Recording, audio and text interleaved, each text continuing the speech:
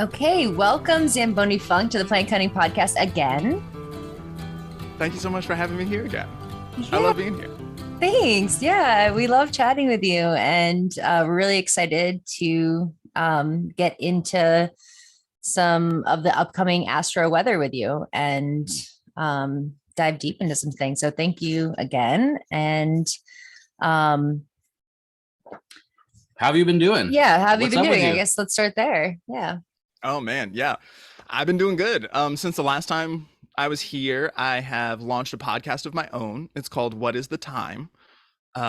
So I have been working diligently on that, and interviewing some friends and colleagues and teachers of mine, and trying to sort of like engage with what time is it in the world right now, and what even am time, and it's a podcast about personal sovereignty, celestial timing, and living where the getting is good. So it's about sort of like thinking outside the box that we've been stuck in for so long, and sort of generating the more beautiful world that our hearts know is possible. Shout out Charles Eisenstein. So yeah, I've been doing that. I made this whole podcast, and been doing that. Still been doing these dailies and daily forecasts, do weekly forecasts. I had been doing monthly forecasts for, I guess the last time we talked was early in the year. We did a year ahead 2022, right?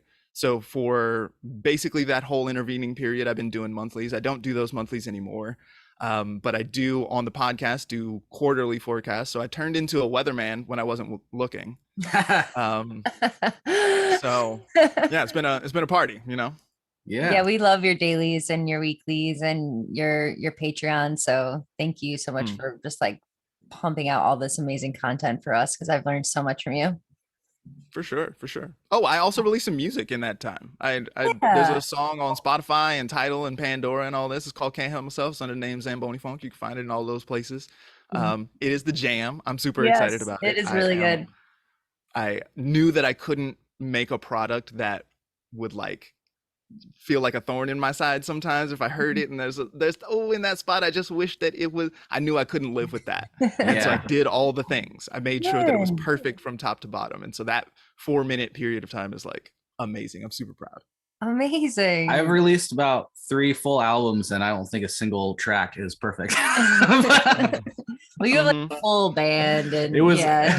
I and it's appreciate that, like actually Yeah. taking the time and like making sure it's perfect. Mhm. I'm a little too impatient sometimes.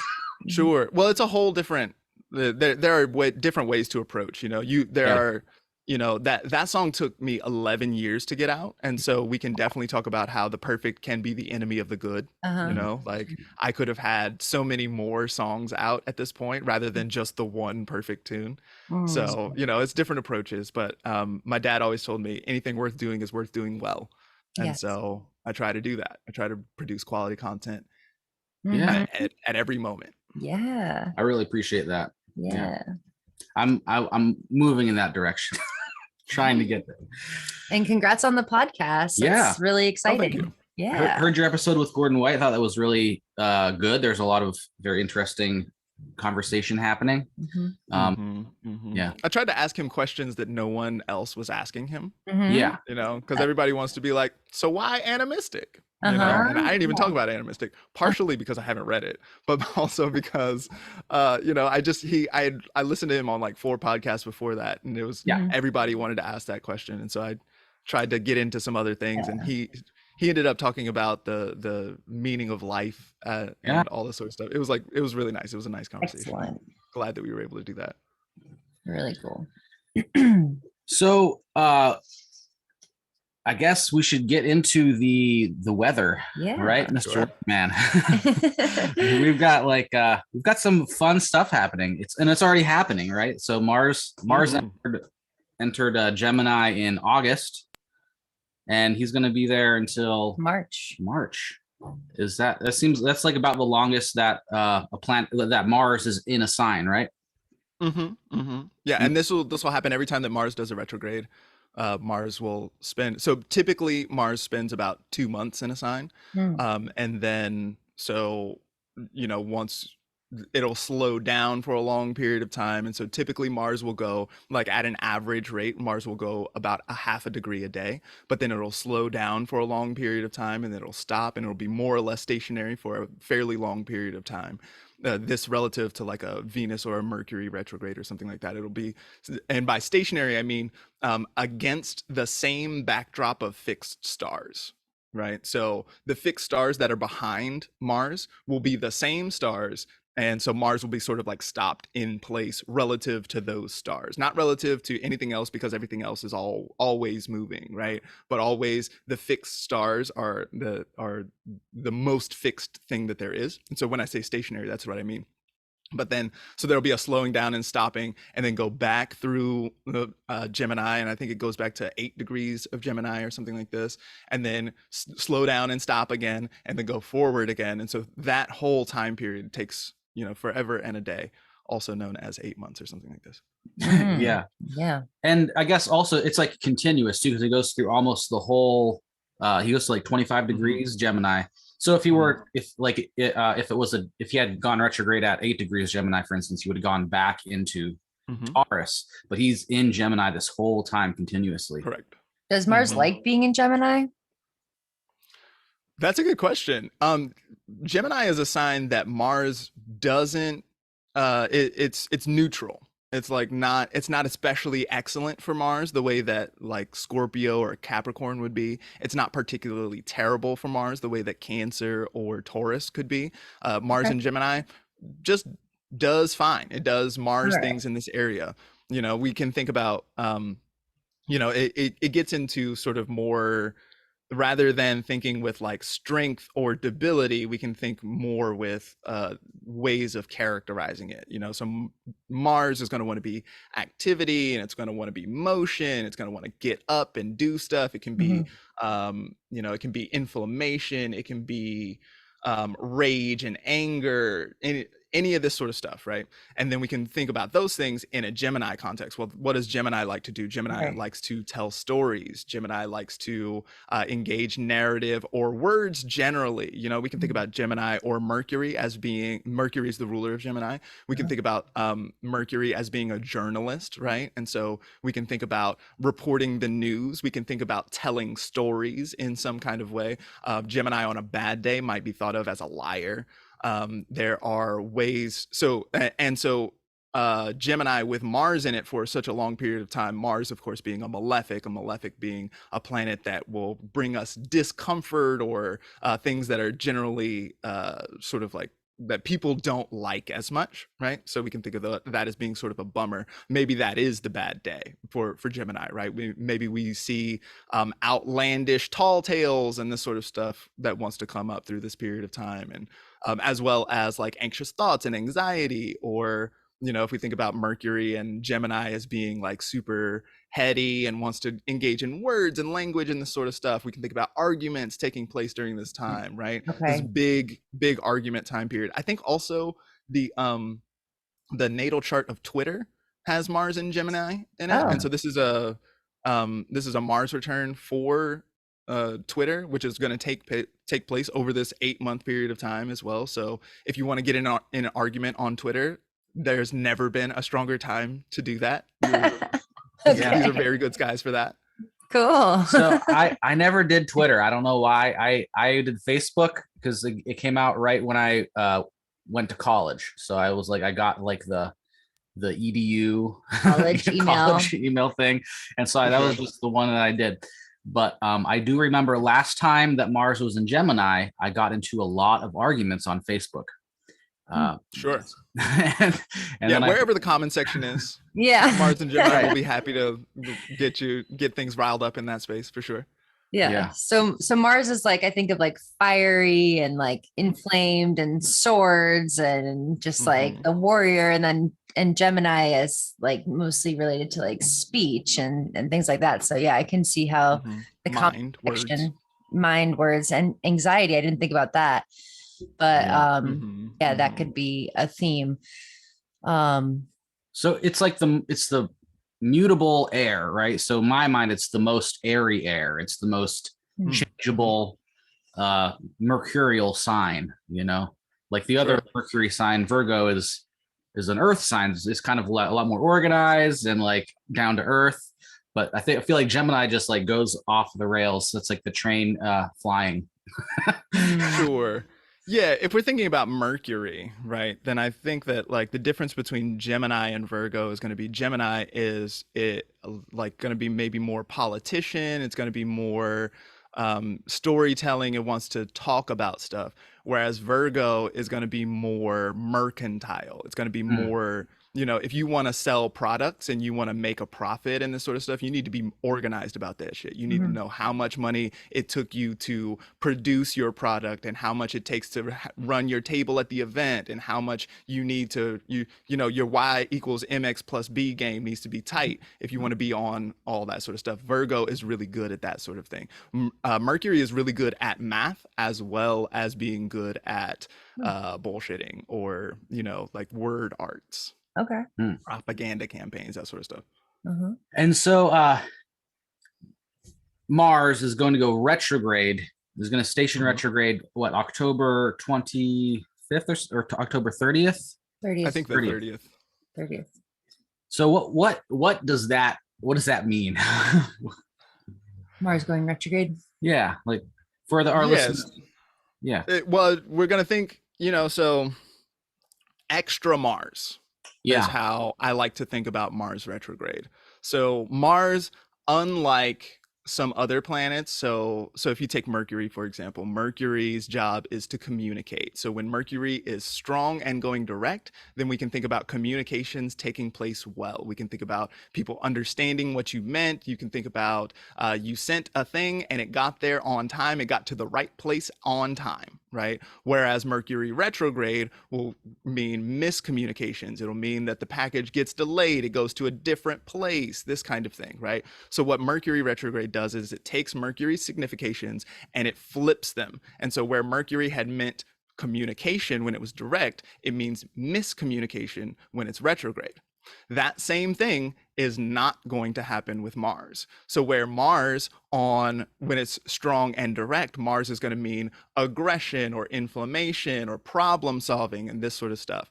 Then Mars retrograde is going to be more Mars. It's going to want to do more aggression, more inflammation. I mentioned problem solving before. Mars at its best is a problem solver. So if you are looking at too much Mars, which is totally a thing that happens almost all the time during Mars retrograde, then a good way to sort of deal with that is to give Mars somewhere to go. So you can do that by looking at like a sauna or exercise or something like this, get hot and sweaty. Sex does that too. Or you can also give it somewhere to go by having a problem to solve, something to actively try to work on. Whenever I think about Mars, one of the things that I like to think about a lot is a cooped up German Shepherd that you like left him in the crib while you went outside. You went out and went to the post office or whatever it was, and then German Shepherd got all lonely, had a lot of feelings, and didn't know what to do, and so ran around the house and tore a bunch of shit up. So this is how Mars can operate, right? If you don't give Mars somewhere to go, whereas that same dog, you give that dog a herd of sheep to boss around, and it knows what to do. This dog is having a great life. This dog is not acting out. This dog is not causing problems. This dog is working, right? And so this is one of the ways that I like to think about Mars. If you give Mars a job, then it'll function much more effectively than if you just leave it in the crib to fuck shit up. Yeah, totally. That's a really good analogy to think about it. And so other than like giving him a problem to solve and sweating it out, like, are there any herbs that we could use internally? Like I know we're not doctors, like we are herbalists, but like, is there anything that we can use to like pacify the Mars if we're wanting to incorporate some herbs into our life? Would you go for like the warming herbs, or would you go for like the cooling herbs, you know? Sure. What direction do you go? Yeah, well, so it's in herbalism, you're always going to run into this question: do you treat like with like, or do you treat Yeah. like with opposites, right? And so Sympathy. that is still up to you. You can still Yeah. do that however you want. If it were me, I probably wouldn't put a bunch of cayenne on stuff during this time. This is, unless that's just how you live already, right? Mhm. If you are already doing spicy things, then that's not going to be like too much of a deal for you. But if you're like, ooh, Mars is retrograde, I'm just going to cayenne the shit out of this, Yeah. then now you might hurt yourself, right? Yeah. Which may be Mars remediation, right? If you like burn your mouth, maybe you don't get into the accident or whatever, right? Yeah. Like, so maybe that would work. But if I were, so if I'm looking at Mars retrograde in Gemini, I'm thinking about a lot of anxiety. I'm thinking about a lot of running back and forth. I'm also thinking a lot about one of the things that'll happen during Mars retrograde is not only too much Mars. So it's not going to be like super energetic for a period of 8 months. Rather than that, it's more likely to be super energetic, too much Mars, and then nothing. Now I'm just like completely depleted. I have no Mm. and then these sort of like peaks and valleys Yeah. is much more how we, when we think of malefics in general, but meaning both Mars and Saturn, but definitely Mars here, we're going to be looking at extremity as kind of one of our primary signifiers. And so there'll be like these extreme highs and these extreme lows. So then coming to your question, like, what are some good plant friends to be with in a time like that? Well, so we can think about something like lemon balm, for example, right? Which is Nervines. going to be Yeah. Lemon yes, balm. Hmm. chill, calming, like it's going to want to sort of push you back toward the middle. Tulsi is another one that'll sort of like Yeah. want to push you like, okay, yeah, I know it's crazy, but like we're just gonna keep it right here for right now, this kind of thing. So moderating herbs and Moderating herbs, yeah, reishi, something like that. and so we look at like Jupiter is the planet of moderation, mainly Sure. maybe, but he's also a little bit warming, but he's moist too. So Mhm. I feel like maybe Jupiterian herbs could be Mm. good too, but it also depends on what exactly is happening, like on the specific. And the, Definitely. of Yeah. course. Yeah. But so looking at it from a medical perspective, medical astrology perspective, Gemini rules the hands, the arms, the shoulders, the lungs, the throat, air, breath. Mhm. So all of those things seem like maybe should be looked at. So those would be like at risk for like Mars Potentially, yeah. inflammation stuff, you're saying? Yeah. So inflammation in the lungs would be a potential thing, or like puncture wounds on your hands, or like a German Shepherd bites. German, yeah, or maybe sore shoulders. I actually have a sore shoulder. Yeah. Maybe. Mhm. So, and for those, what would you suggest for those kind of things? So for punctures, well, first of all, cleaning it out really good and not putting herbs, like packing herbs into it, because you could heal the outside of the skin before you heal the puncture wound. So using some saline solution or hydrogen peroxide to just like get it out. And then I love calendula honey. Calendula and raw honey is an amazing wound healer. So before you move on there, I'm loving this list. Please continue. But before we do that, one of the things that I hear you saying here is be careful not to rush the thing, right? So Mars retrograde and Mars retrograde in Gemini is going to want to rush it. It's going to want to go super fast. It's going to want to think about the Knight of Wands, it's going to want to like back and forth and forth and back. It's never, like, so if you imagine the Knight of Wands, if you don't know what that looks like, then imagine a dude on a horse and the horse is sprinting. Right, just like going as swords is what I'm thinking about. Knight of Swords, just like as fast as possible, just like and they're like in these lines and everything. So this is a little bit how Mars in Gemini is going to want to be. It's going to want to go back and forth super quick. So what you're saying here, I think, is what I'm hearing is like beware of the temptation to rush. If something is bleeding, then you're going to be like, stop it. Right. But rather than that, you want to make sure that you're healing down to from the core of the issue or to the bottom of it, rather than rushing. Is that what I heard you say? Exactly. Yeah. for sure. Also, maybe not rushing will not get you into a position where you get puncture wounds. Now you're thinking. Yeah. Yeah. Yeah. If you do need to stop the bleeding, though, Yarrow is your friend. Sure. Yarrow is an amazing poultice, or you can do like a wash or compress with the Yarrow tea, but it will help stop the bleeding. It's an age-old wound healer. Yeah. Very. I mean, it's named Achillea, right after Achilles, the famous warrior who's very martial. It's true. Yeah. But I don't know if Achilles. Well, yeah. Yeah. So then there's also lung inflammation we could potentially be seeing happening, and that would be, I guess, stuff like elecampane. Well, yeah. I mean, elecampane is a very warming herb, so I might Okay. not use elecampane if there's like specific inflammation and heat, but something like mullein or bical skullcap is a really cooling lung herb, and it's also like a kill shit herb. So if there's like an inflamed heat because of infection, that can help. Reishi as like a immune modulator, as well as it's specific to the lungs. Marshmallow. Marshmallow would be super soothing. I feel thinking like, were you just thinking that? Yeah, for Mhm. anything like inflamed, marshmallow is a mucilaginous, slippery, slimy herb that's going to be coating all the mucous membranes in the throat and lungs, and that would be definitely a good one to mitigate some of the like Mars fire, I'm imagining. Yeah. Agreed. Yeah. Think soothing. Soothing. Yeah. You know, like Mars retrograde in Gemini is going to be very agitating. Yeah. So how can we come off of agitation?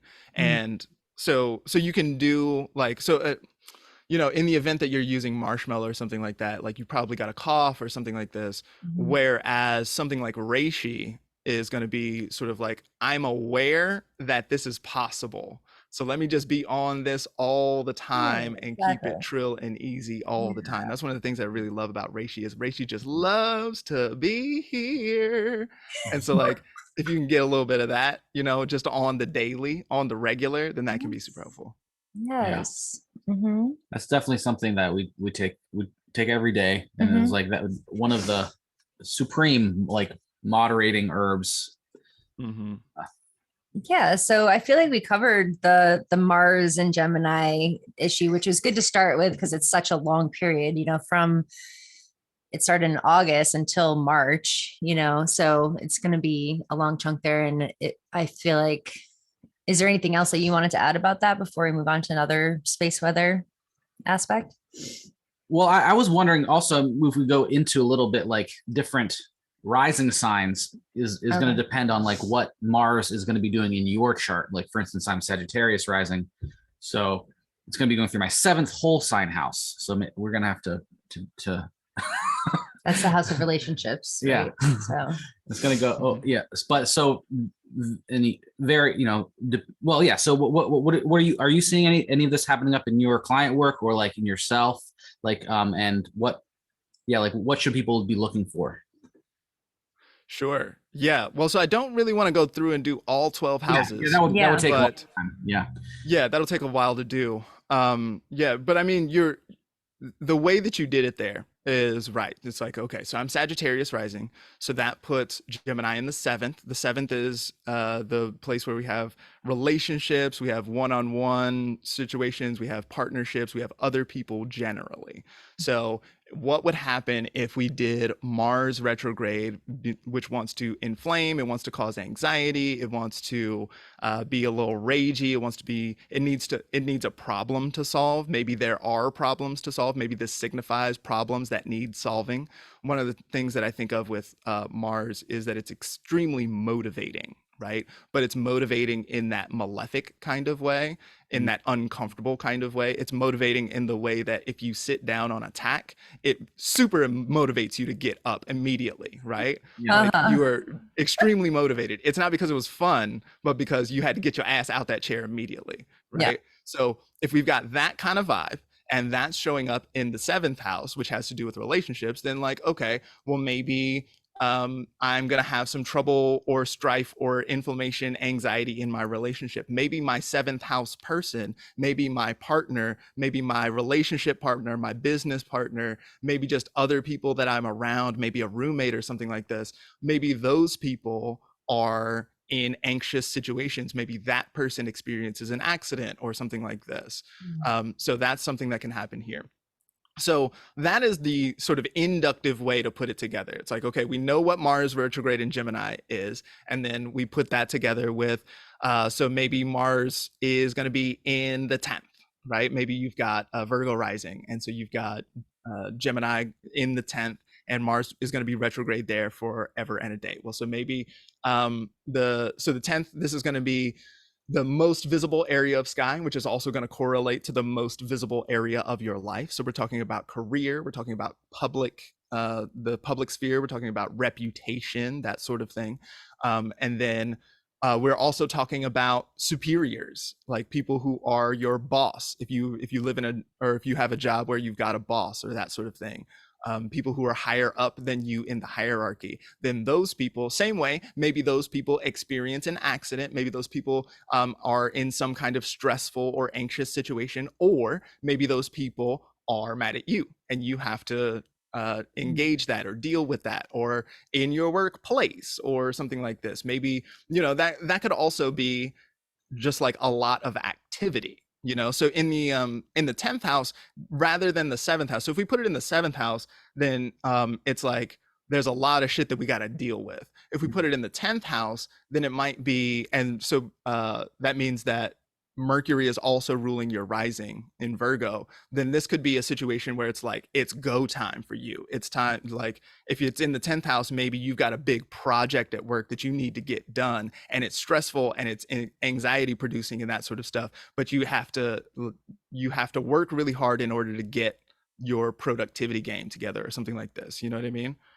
Yeah. Yeah.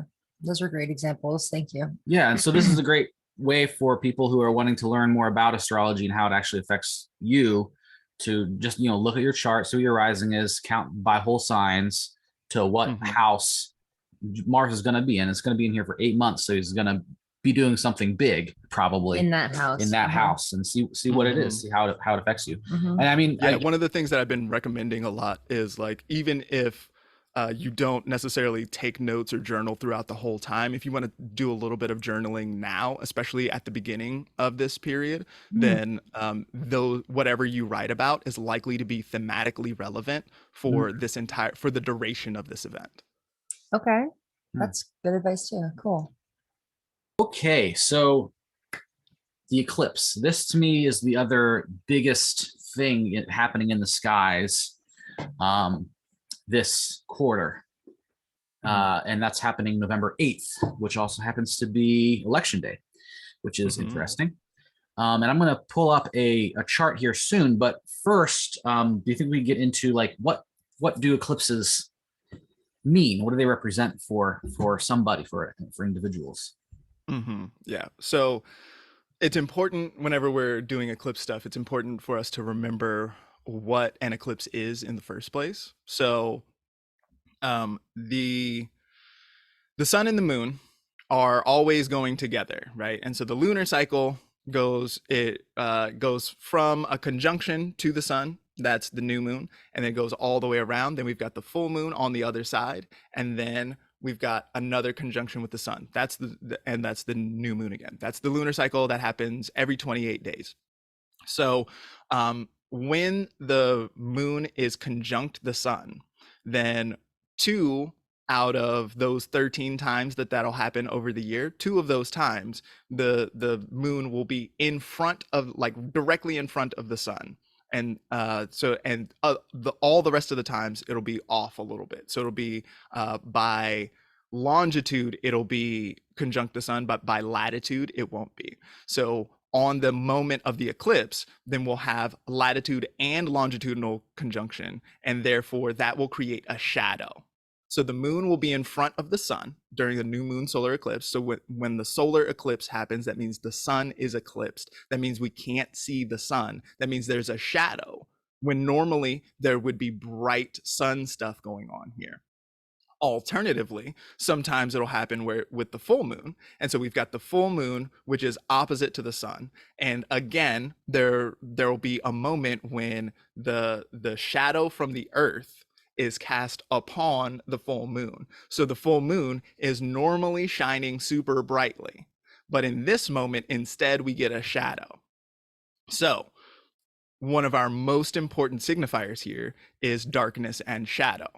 It's also something which is kind of confusing, right? Because there's normally a bright light at this time. And then suddenly this time, there's not a bright light. And so what is going on here? One of the ways that I like to think about eclipses is like if you were playing a board game and then somebody shut the lights off and there was a little bit of a commotion for about 10 minutes and then lights come back on and maybe there's new pieces on the board or some things have been moved around, some stuff has been shuffled, and now it's like, all right, go, good luck, right? So there's a sense of like things have changed in the dark, maybe because of the dark. There'll be some like major changes or some like breaks or turning point kind of moments. This kind of thing will show up a lot in the imagery. It's also important to think with the North Node can be thought of as the head of the dragon, which has been separated from the tail of the dragon. So the North Node is the head, South Node is the tail. Because they are separate, then they get very full of doing what they do. So the North Node, the head, it wants to devour things. It wants to do more of whatever it touches. It gets a little greedy sometimes. We can think about the hungry ghost or something like this, just like continuously devouring and never getting satiated. That is associated with the North Node. Currently, we have the North Node in Taurus. And so this eclipse that you're talking about is a full moon lunar eclipse in Taurus. That's going to be on the North Node. So we're going to be looking at more Taurus things, whatever's going on in Taurus. And we can recall that Uranus is currently in Taurus right now, as well as that Uranus is square to Saturn. So we can think about that Uranus square Saturn moment as getting a boost, as getting a more sort of jolt in that moment. This is meaningfully contrasted with the South Node, which is the tail of the dragon. So the tail, all it does is evacuate. All it does is get rid of things, less of whatever it does. This can be a spiritualizing influence. It can also just kind of like divest from whatever that thing is that it's touching. So that is opposite to Taurus. So currently we have the South Node in Scorpio. So if you're looking in your own chart, then you can see wherever that axis is for you. You can look and see what houses we're looking at here. We can see what kind of planets you have in that space. And we can think with the North Node being a more button and the South Node as being a less button. That it's more complicated than that, but you can get better than chance if that's all you delineate with. You can do well with that. Okay. And so the kinds of things that might happen in someone's chart is if, for instance, that is in their fourth house, Taurus is in their fourth house, then Scorpio would be their 10th house, it's whole sign house. And that might be something like moving, right? Like, sure. Like buying a new house or something like that. And then also, or if it was in the 10th house, that would be like getting fired or starting a new career or something like that. Yeah. And so you'll usually see both of those playing at the same time. Usually the South Node is getting rid of something in order to make space. And then the North Node is going to immediately fill that space with whatever this thing is. And so if you've got the 4th and 10th situation going on here, so like, let's say you've got the North Node in the 10th and the South Node in the 4th, right? So you've got Taurus in the 10th. So if you've got Taurus in the 10th, then that's going to want to do more 10th house things. It's going to want to do more midheaven, public reputation, that sort of stuff. It's going to want to get into that. I've seen a few people in my client practice who have moved jobs or who have moved house, and then that sort of makes way for their career endeavors. A lot of times those folks as well have not necessarily seen a promotion or something like that, but might have gone through a whole different thing. I don't even want to do this job anymore. I'm trying to change it and do I want to get into a different field or something like this, like major changes taking place, but also a focus in that direction. I want to go more of that. Interesting. Yeah, it makes a lot of sense. And so we also have in Taurus the Uranus, which is it's is it retrograde yet, or it's gonna be retrograde? Probably. I don't know. It's retrograde a lot. Anyway. I honestly don't be playing with outer planet retrogrades too much. Everything out from Mars, like I kind of don't care. Okay. So, but which doesn't mean it's not a real thing. Like, to all the astrologers listening, I know that it's a real thing. I just like it, there's plenty of stuff to pay attention to. It's just not one of the things that I pay attention to. Right. Can you just talk a little bit first about what Uranus represents and how they feel about being in Taurus? Totally. Yeah. So Uranus is the planet of sudden changes. Well, a lot of times there's going to be disruption whenever we see Uranus around. One of my favorite images for Uranus is like when they're in the temple and they're like gambling and playing games and whatever, and then Jesus shows up in the temple and he's like, what the fuck, and starts kicking tables over and shit like this, and like everybody's like, mild-mannered Jesus, what are you doing, right? So it's like there's this sudden turnaround that causes chaos and disruption, right? So there's that. That's one of my favorite Uranus images. Also, my teacher, Austin Coppock, also always talks about the mad scientist. Yeah. There's something really strongly experimental about the way that Uranus operates. Uranus cares so strongly about liberation as to not really know, like, if I don't know where I'm going, but I know that it needs to be anywhere but here, then Uranus is really strong with that kind of thing.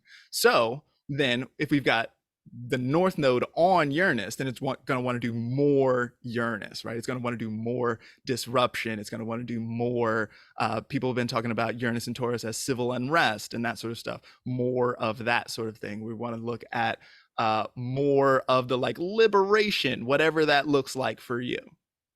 Okay. Yeah, and I know a lot of even modern astrologers these days don't use the outer planet rulerships anymore. But traditionally in like pre-psychological modern astrology, Uranus is in his fall in Taurus, which can be even more difficult. But I'm not quite sure on how I do that yet either. But sure. But with this, we can think with that what you're talking about there, one of the things that might be useful to think with here is that Taurus is a fixed earth sign. And so Taurus's job is to be stable, is to be fixed, is to be the same thing that you always thought it was going to be. One of my favorite images for Taurus is the mighty oak tree, right? It is so thick and robust, and it's not going, and fragrant, and it's not going anywhere. It's just like so in there, and it took a long time to get here, and it's not going anywhere, and all this sort of stuff, right? So then bring Uranus into that situation, and it's like a major storm is taking place. Does this mighty oak tree know how to deal with a windstorm like that? One thing that I've been saying to my clients a lot is that for Taurus placements, like this is a moment for the mighty oak tree to learn the lessons of the cattails. Right? So if the cattails deal with that same windstorm, then the winds blow super strong and the cattails just lay down.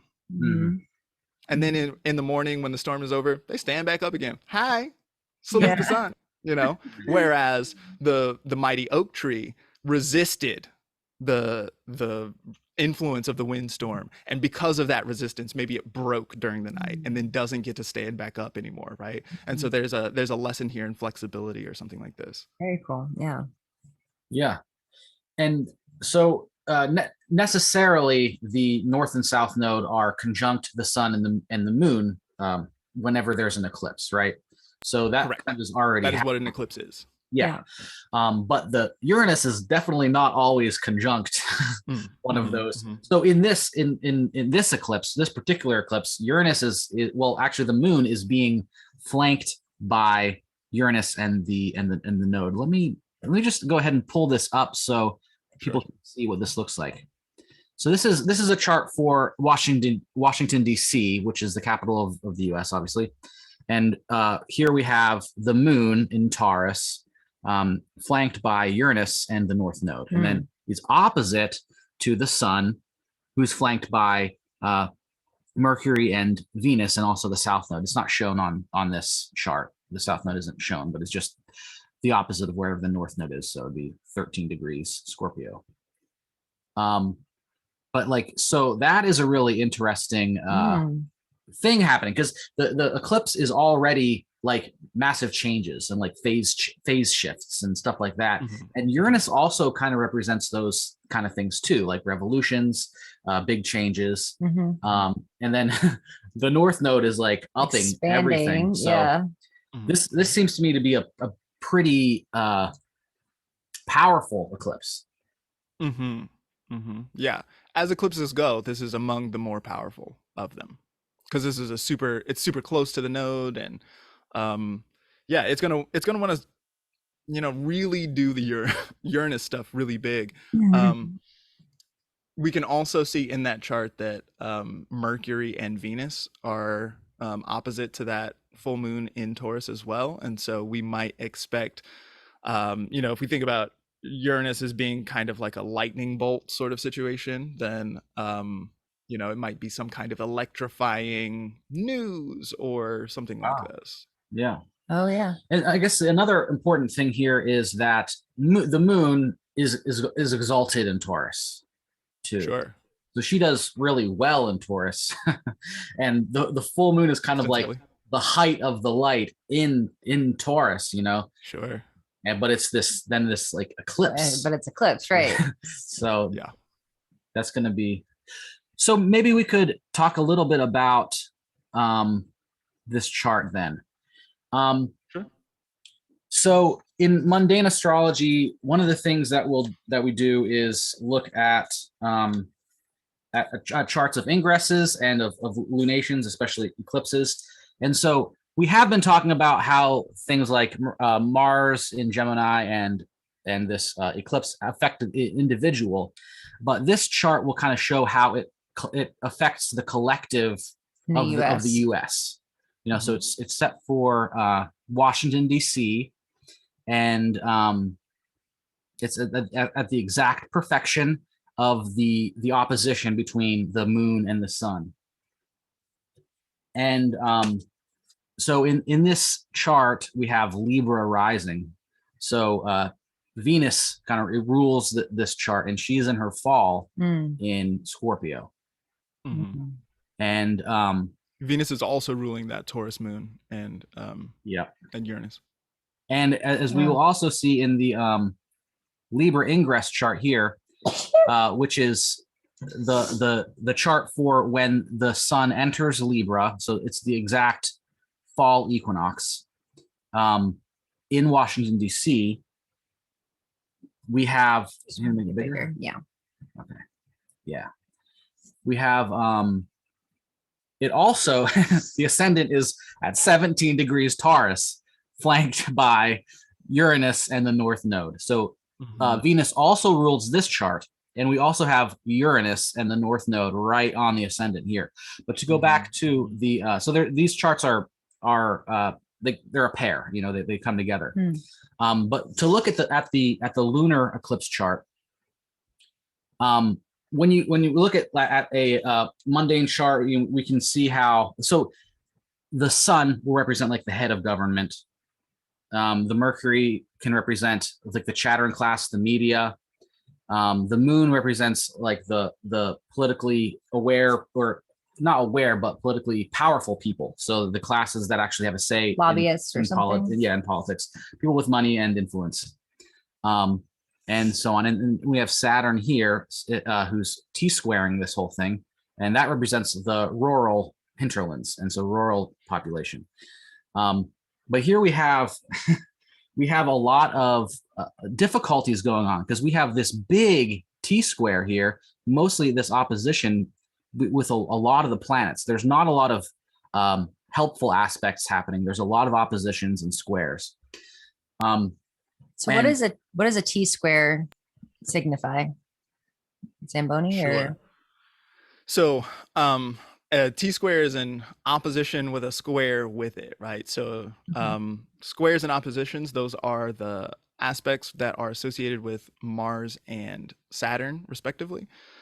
So they are the ones that are going to be associated with tension, with conflict, with difficulty. Usually, when I think about a T-square, one of my favorite things to think with, especially in a natal chart, in a mundane chart, it's a little different, and so this might not work quite as well for a mundane chart. But for a natal chart, one thing that I often tell people is that, like, so the opposition can be thought of as the tension of a bowstring, right? Mm. And then the other square is like pulling on that, right? And Oh, so there's this massive tension that's going on, that's taking place here, and pulling on that bowstring makes it even more taut than it already was. It was like it was already straight, but then you add even more tension to it, and it like brings all this tension to the surface, right? But that tension is what then goes on to launch you toward whatever the other way is. And so that's going to be, in this chart, it's going to want to be Leo stuff, right? It's going to want to push toward I see. that more like Leonine kind of direction, right? And so in a natal chart, there's definitely that kind of tension and release that you can then sort of like work on, sort of navigating throughout the duration of your life, right? In this chart, this is going to more speak to the one moment. And because it's an eclipse, it's not going to just be the one moment. It's going to be, this moment is going to be active until we get the next set of eclipses when the sun is back in Taurus. So that's going to be in April of 2023. So we've got this like longer period of time that this chart is going to be active here. It looks super tense in like all of the ways. It looks like a lot of conflict. It looks like, so this looks like one of our last head offs of Uranus and Taurus versus Saturn in Aquarius. So to my mind, we sort of need to look at the larger picture here. Yeah. So Saturn has been in excellent position as far as Saturn is concerned for a really long time. Saturn was first in Capricorn in 2018, then throughout this whole time from 2018, Saturn has been in domicile from Capricorn into Aquarius. And so Saturn has been in super strong position. Not only has it been Saturn in domicile, but it's also been Saturn with Pluto. And so one of the things that Pluto will do is Pluto will magnify whatever it is that it touches. We're thinking about like telescopes or microscopes or this kind of thing, like taking something that's super small and making it super big so that it's like workable or whatever, right? And so we have obviously seen Saturn and Pluto doing Saturn Pluto things. A lot of times Saturn Pluto historically has meant things like slavery or prisons and this kind of thing.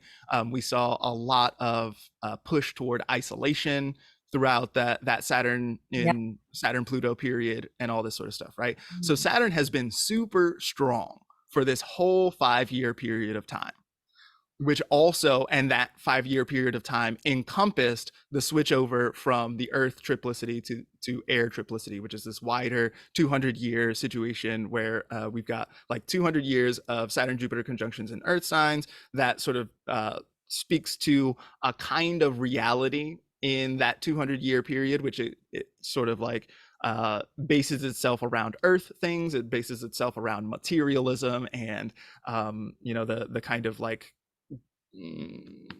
physical nature of things. Whereas moving forward, we're going to have Saturn Jupiter conjunctions in air signs, which is going to be more sort of mind oriented, and the nature of reality sort of gets into intelligence and mind and communications and things of this nature. So throughout that 5-year period of time, we experienced that changeover from the old world to the new world, right? And so we're headed now into the future. Welcome to the Jetsons. We are here. The future is now, right? And so we are moving into that. And throughout that whole time, Saturn has been in super strong position. Saturn is the one that wants to do boundaries, that wants to do borders, that wants to do systems, structures, organization, that sort of thing. Now we're at the very end of Saturn in Aquarius. So this is our last gasp of Saturn in Aquarius. So Saturn in March of 2023 is going to move into Pisces. And then we don't have Saturn in dignity again for another like 20 years or something like that. Really? So yeah, Saturn is exalted in Libra. And so we'll have to do 3 years of Saturn in Pisces and 3 years of Saturn in Aries, and then 3 years in Taurus, and 3 years in Gemini, and 3 years in Cancer, 3 years in Leo, 3 years in Virgo, before we finally arrive at Saturn in Libra, and that's an exalted, strong, dignified Saturn again. So we don't have super strong Saturn structures, authority systems in place for that whole time period. Also during that time period, we've also got Saturn with Neptune for 5 years. We've got Saturn with Neptune in Pisces, and then followed by Saturn with Neptune in Aries.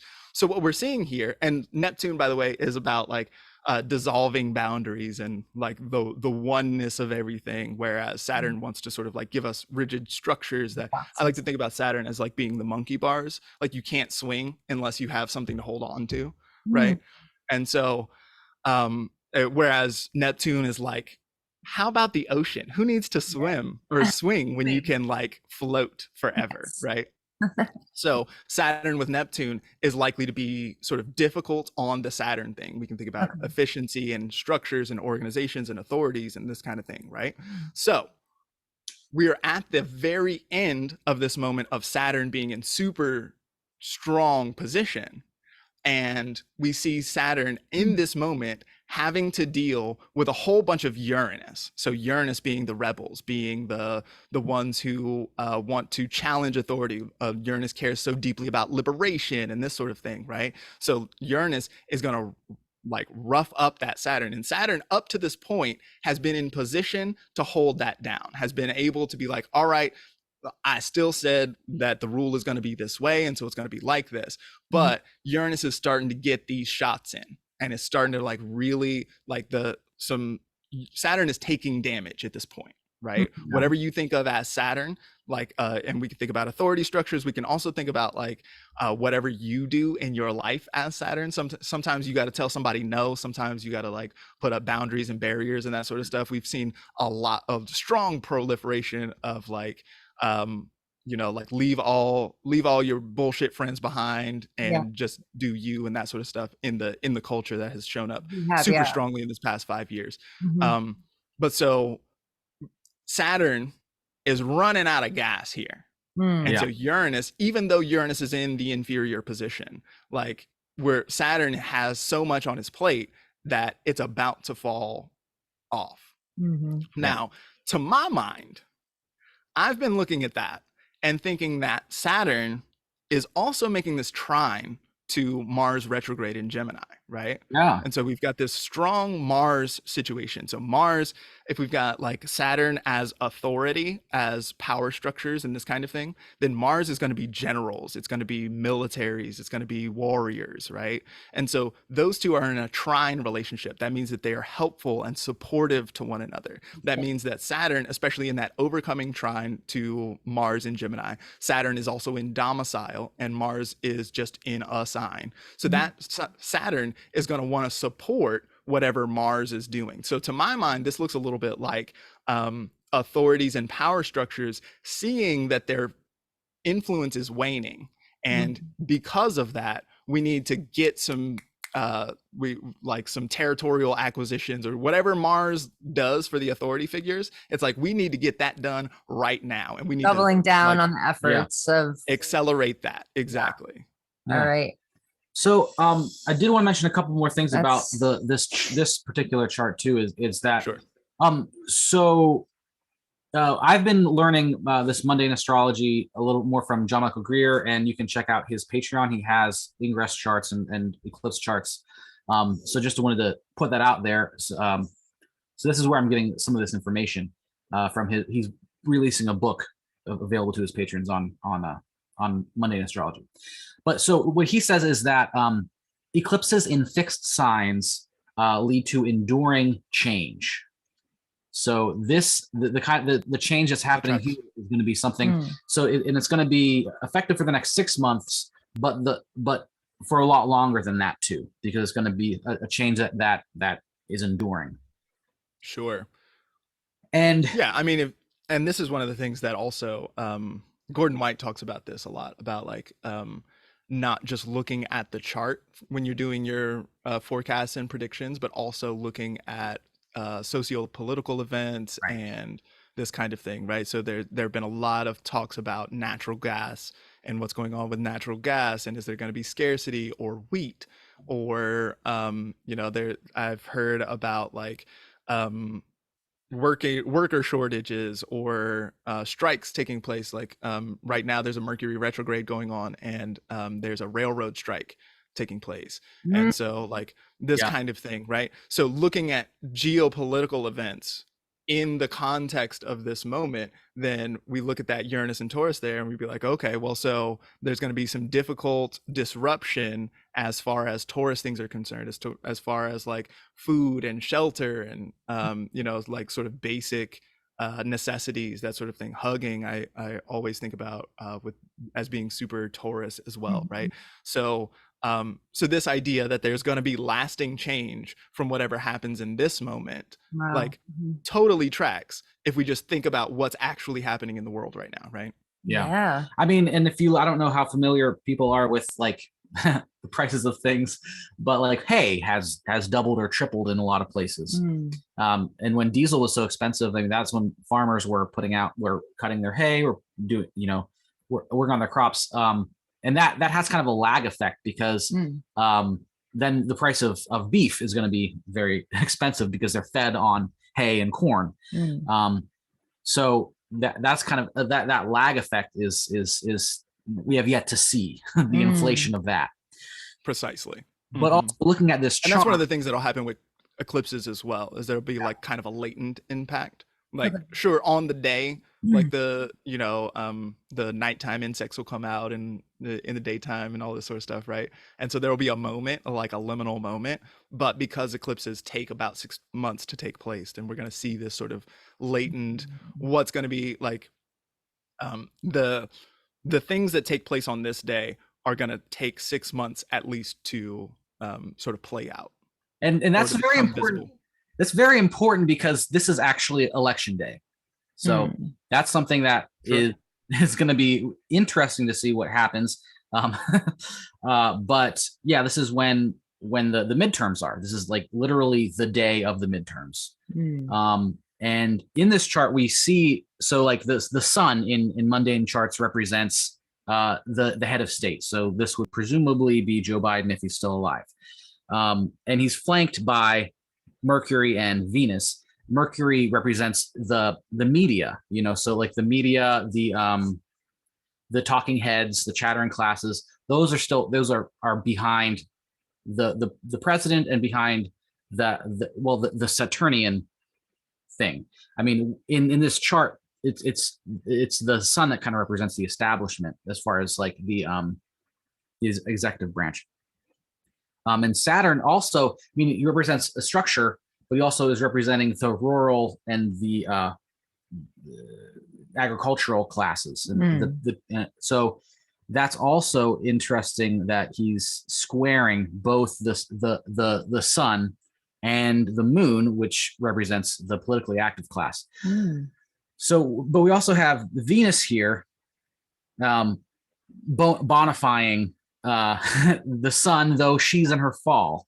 And this could also be talking about the abortion rights issues, which is going to be driving a lot of why people vote in this election. I mean, it's kind of, I don't know what's going to be happening in this election. Usually in midterms, the party out of power has a bit of a wave, like they take some more seats in Congress and in the Senate potentially.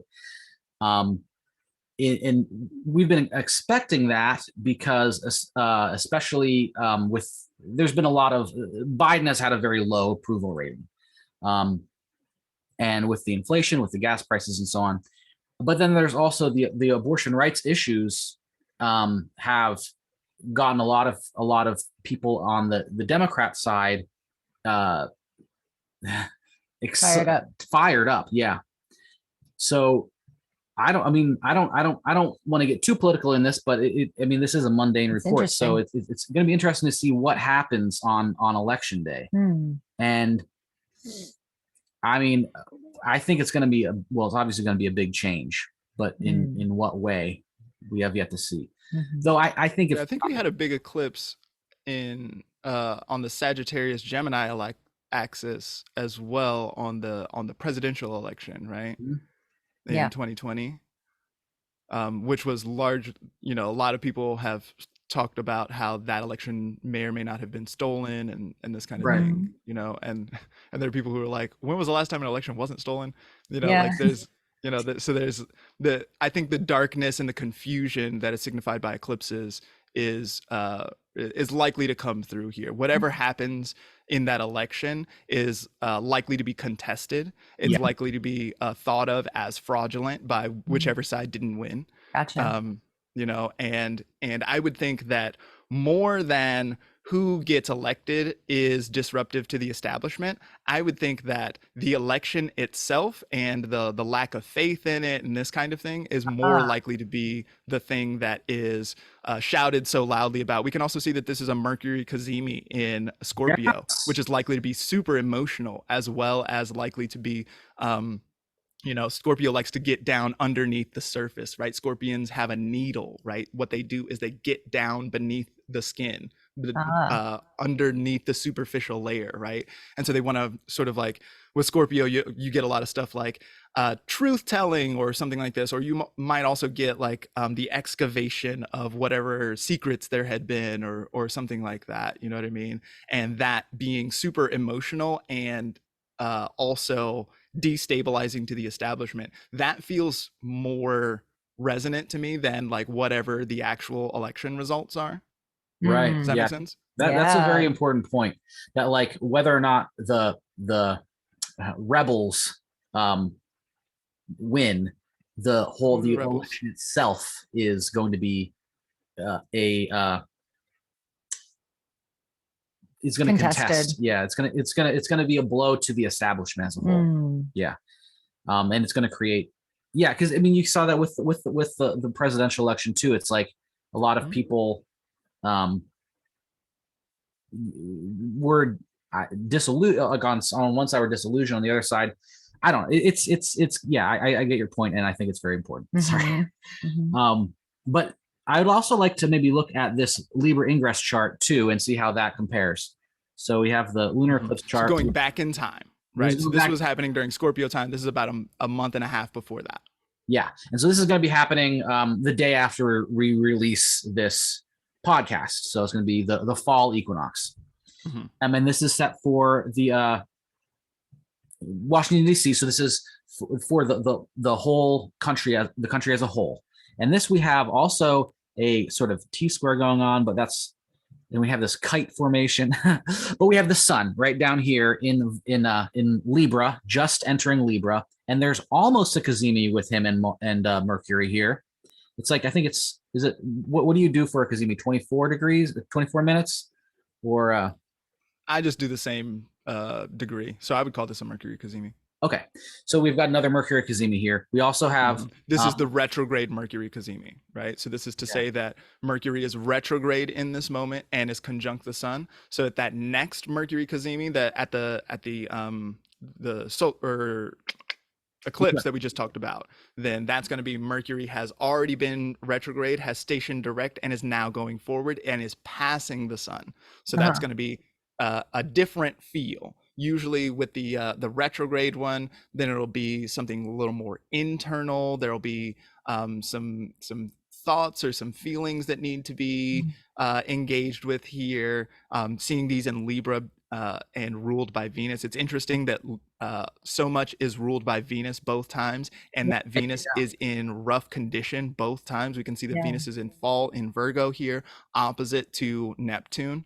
That's not gonna be I don't know, like that's, you wouldn't want to make a talisman at this moment, right? It's not a good election. This would be a cursed talisman.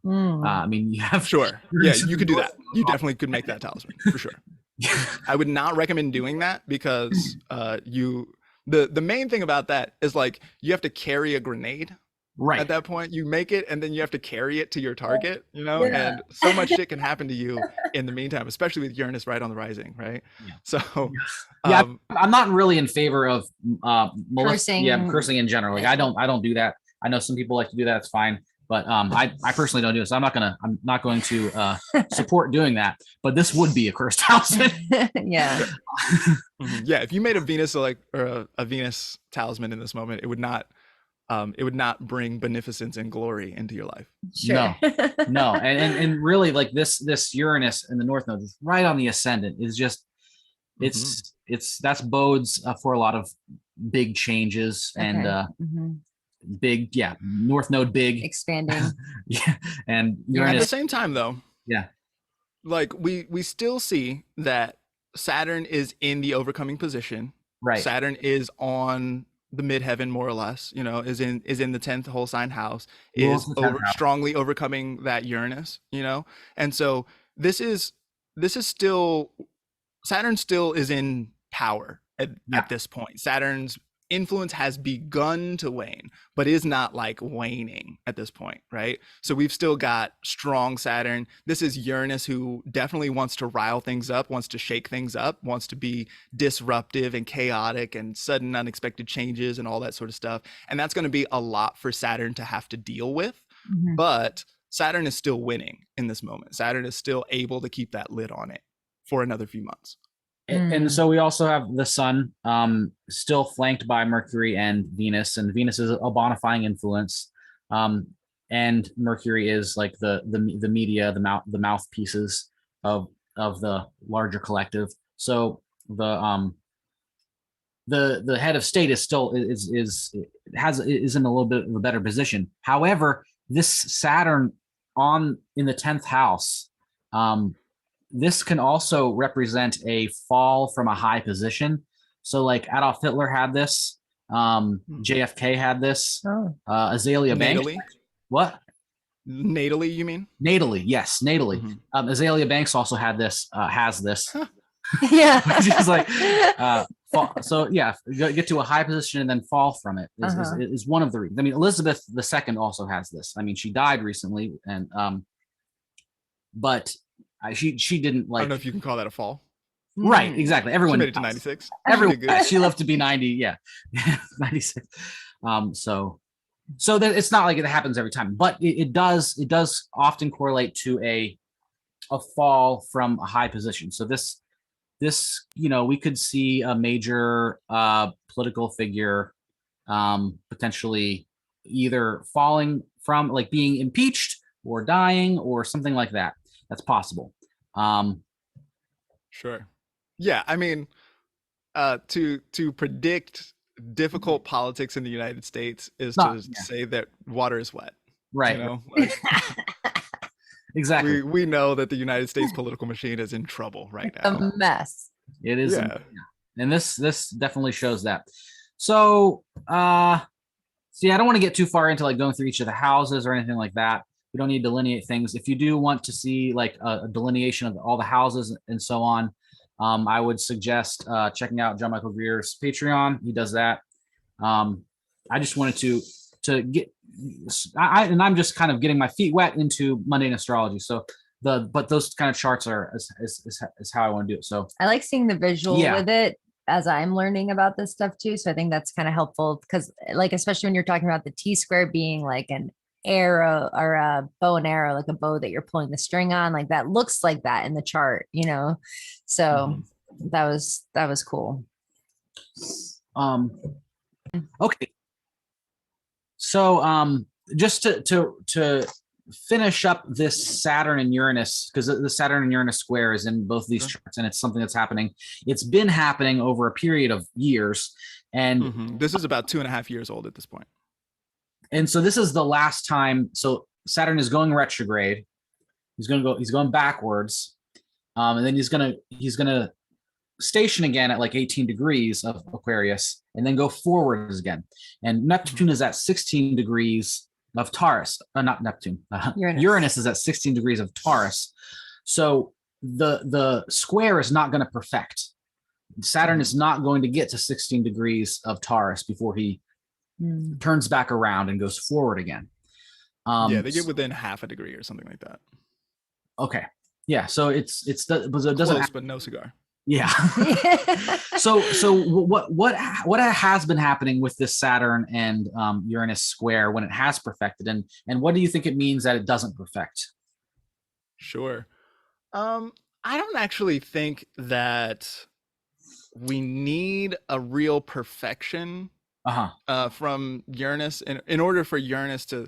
My thought around that is very much around this whole like Uranus has been trying to sort of throw a monkey wrench into the Saturn system for this whole period of time, and just like one wrench after the next is just getting tiresome for Saturn. And so those perfection moments, those had been like big deals and all this, you know, like, and we've seen like all these like different there is famine already happening in lots of places in the world. Shout out to Sri Lanka. You know, and there's ongoing climate crisis, and there's, you know, more and more of these kinds of things, worker shortages, all this sort of stuff, and that has all showed up throughout this time. I don't feel like we need a super perfect aspect. It's within half a degree, it's pretty close. And because they're slow planets as well, then like we're gonna get that half a degree conjunction for like a month or something like this, you know what I mean? Like it's a huge period of time where we're going to have this super close aspect. And so whenever that happens, then that means that we're also, every time the moon goes through a fixed sign, then it's going to square or oppose or conjoin those planets as well. And so every time the moon goes through there, that's going to be on a weekly basis. We're going to be feeling this Saturn Uranus thing showing up here. And so that's a monkey wrench a week just going into the program. And so as far as Saturn is concerned, I feel like Saturn is just gonna, like, you know, they're just getting some holes, just taking damage at this point, you know, like still trying to do the thing, but like not, you know, at no point regaining the kind of glory that it likes to think of itself as. I see. I just got this image of like with there's gonna be this intense tension, right? The square. But for me, like the moment of perfection is kind of like a loosening, an epiphany, something that the consummation, a release, you know. Sure. And so like this square it is grinding, but never gets to a point of like release. I don't know. Sure. Yeah, and so with that in mind, we might not expect to see a break kind of moment where, you know, where if we continue the monkey wrench in the machine metaphor, you know, we might not see a moment where it like where the whole thing breaks down because the monkey wrench got in, it hit the spot and it stopped the whole thing from moving. I don't think we're going to see that moment. I think it's just going to be more and more of this, like Saturn just continues to take damage and take a little more damage. It's like Saturn's health bar has just been going down this whole time, you know, and is getting less and less. And it's just like, and so it's that, you know, and Saturn's job is to endure. And so Saturn has been doing that, has been enduring all sorts of unrest and all sorts of like wild upset and stuff like this, you know, like there's all this, you know, the whole medical apparatus, you know, and has seen so many like, you know, people have been critical and people have said that this or that thing is not the way or whatever it is, right? And like with the studies for days and all this sort of stuff, right? And the machine has continued to just operate throughout that whole time. And so I think that that's likely what we're going to see in this moment, right? Like I said, I don't think Saturn stays in power like this for, you know, once we get to March 2023, Saturn moves into Pisces. And then after that, bets are kind of off a little bit as far as what Saturn's going to do. But as far as this particular moment of Saturn Uranus, I think you're right. It probably doesn't turn into a break moment. It's just like continually enduring those pot shots. Wow. Okay. So, in terms of good news, maybe, is there any good news? I don't know, but Jupiter does return back to Pisces, which is supposed to be good. Jupiter has been in Pisces for bits and pieces for the last 2 years. Like went in, went back out, went back in, then went through it into Aries, and then now it's going back into it. But now traditionally Jupiter rules Pisces, and in the modern Neptune rules Pisces. Neptune is currently in Pisces, and Neptune is very confusing, very mass mind, unifying, but it to me, the Jupiter in Pisces has been very influenced by the Neptune there. But so how has your experience of Jupiter in Pisces been? Are you looking forward to this return of Jupiter to Pisces? Right. Personally, I am not super looking forward to it. It's not in the way that I was when Jupiter was going to enter Pisces and it was all moving. It was full steam ahead and all this, you know what I mean? There was a lot of like excitement for the imagination that could take place there, and the sort of like I don't know, artistic excitement, and you know, that's also big. People have talked about Neptune in Pisces as being big psychedelic energy and this kind of like global weirding of what's going on in the world. And so Jupiter has been really strongly like excited about that, like say yes to the witch and all this kind of stuff, you know? So that has been fun for sure. As Jupiter moves back this time into Pisces, it's got to deal with this overcoming square from Mars and Gemini the whole time. So it's not like we get nice Jupiter stuff. I think that it is potentially ameliorating to the Mars stuff and getting back to what AC had said before. Or no, that I don't remember who said it. Somebody was talking about Jupiter as being a moderating influence, right? And then using moderating herbs as a way to sort of think outside of the extremity that Mars is going to show up with. And so I think that I think Jupiter is likely to help with the Mars thing, but it's not likely to feel like nice Jupiter things. Gotcha. I see. Like Jupiter is going to be like sort of conscripted to dealing with Mars. Yeah. You know, and that Mars, so, you know, getting back to my sort of like idea about authorities and generals and this sort of stuff, like Mars in Gemini doesn't have good information. Mars in Gemini is going to be square to Neptune this whole time. And so it's going to be like wildly confusing, don't really know what the real thing is. And that's part of why I was thinking with like Saturn getting a little desperate and kind of not caring if the info is good or something like that, because we need to make these moves right now. And so go do it. And if you blow the wrong thing up, like we'll fix that later. You know what I mean? So I sort of, you know, that's the Mars and Gemini square to Neptune that gets that confusion, right?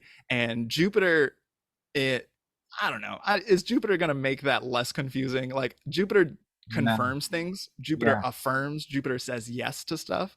So Jupiter is going to say yes to Neptune in Pisces. Neptune is already super comfortable in Pisces. Whether or not you consider Neptune to be ruling Pisces or not, there's no question as to whether or not Neptune just loves the deep ocean like that.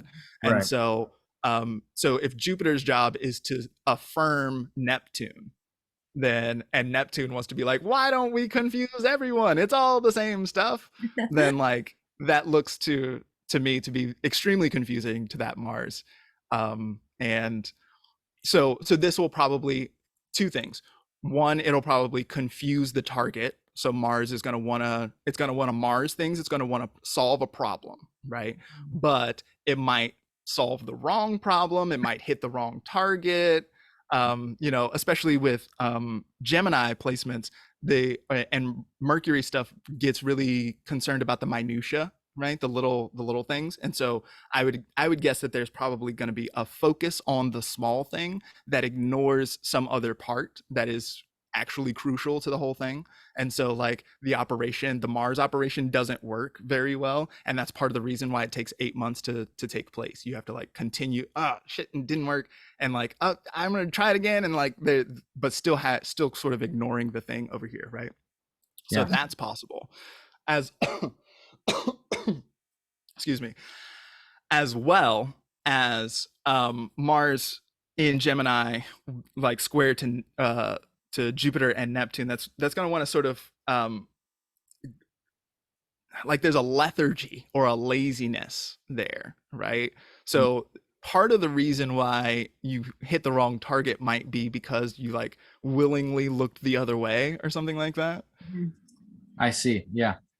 Well, it also might be because you're so Marsy. You're so inflamed and so rageful that it just doesn't matter. Yeah. Sure. And I think this is a really important point to remember, that Bayo Akumulafe quote. You know, what if the response to the problem is part of the problem? Because it's like, you know, as we were saying about Mars in Gemini, and first, when you're rushing, you make more mistakes. You know, it is a good time to moderate that and slow down and be really sure about what you're going to do before you do it, if you're going to do anything.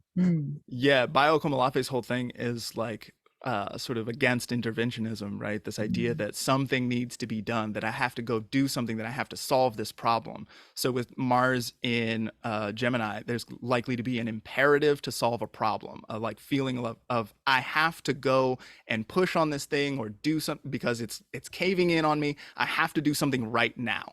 And then it's likely to find throughout that, and this is like Bayo Akumulafe's point, is that like, do you really help if you get mired in that situation? You know, like it turns out it's quicksand over there. So you got into that situation and now you're sinking too.